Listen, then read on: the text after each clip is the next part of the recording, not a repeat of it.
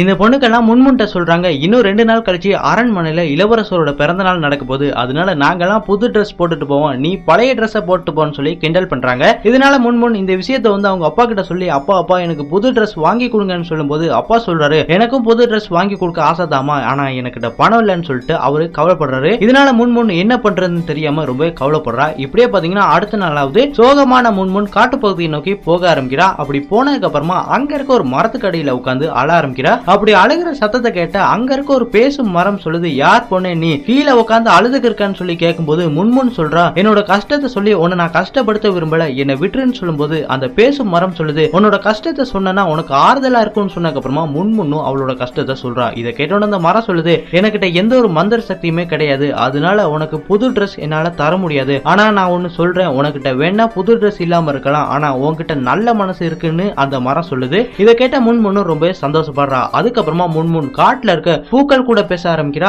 அங்க இருக்க மரங்கள் பறவைகள் கூட பேசுறா. இதனால அந்த பறவைகளும் மிருகங்களும் சொல்றாங்க, எங்களோட சிறைகளை தரோம், பூக்களும் தரோம், அதை வச்சு நீ ஒரு ட்ரெஸ் தயார் பண்ணுன்னு சொல்லிட்டு சில பொருட்களையும் சிறைகளையும் கொடுக்குறாங்க. அந்த சிறைகளையும் பூக்களையும் எடுத்துட்டு போன முன்முன் அவங்க அப்பா கிட்ட அதை கொடுத்து, அப்பா இதை வச்சு எனக்கு புது ட்ரெஸ் தயார் பண்ணி தாங்கன்னு சொல்லும்போது அப்பா சொல்றாரு, இதை வச்சு என்னால தயார் பண்ண முடியுமான்னு எனக்கு தெரியல, ஆனா உனக்காக பண்றேன்னு சொல்லிட்டு அந்த சிறைகளை வச்சு ட்ரெஸ் தயார் பண்ண ஆரம்பிக்கிறாரு. அப்படி தயார் பண்ணும்போது அவருக்கு சில பொருட்கள் தேவைப்படுது. அதனால முன்முன் சொன்ன முன்முன் காட்டுக்குள்ள போயிட்டு அவளோட நண்பர்கள்ட்ட இருந்து சில பொருட்களை வாங்கி கொண்டு வந்து அப்பா கிட்ட கொடுக்குறா. அப்பாவும் அதை வச்சு சூப்பரா அந்த ட்ரெஸ்ஸை தயார் பண்ணிடுறாரு. அந்த ட்ரெஸ் முன்முன் போட்டா ஒரு தேவதை மாதிரி இருக்கா. இப்படியே 2 நாள் கழிச்சு அந்த பையனோட பிறந்த நாள் வருது. இதனால முன்முன் அந்த ட்ரெஸ்ஸை போட்டு அரண்மனைக்கு போறா. அரண்மனைக்கு போனா முன்முன்னோட நண்பர்கள் முன்முன்னை பார்த்து ரொம்பவே பொறாமப்படுறாங்க. அதுக்கப்புறமா கேக் வெட்ட இருந்த இளவரசன் முன்முன்னை பார்த்து அவங்க அம்மா கிட்ட சொல்றான், அம்மா நான் கேக் வெட்டும் போது அந்த பொண்ணு என் பக்கத்துல இருக்கணும்னு. அதுக்கப்புறமா ராணி காவலர்கள்ட்ட அந்த பொண்ணை கூட்டிட்டு வர சொன்னதுக்கு அப்புறமா பொண்ணு வந்துடுறா. அப்ப ராணி சொல்றாங்க, என்னோட பையன் கேக் வெட்டும் போது நீ பக்கத்துல இருக்கியாமான்னு சொல்லி கேட்கும் போது முன்முன்னும் சரின்னு சொல்றா. அதுக்கப்புறமா இளவரசன் கேக் வெட்டும் போது முன்முன் பக்கத்துல இருக்கா.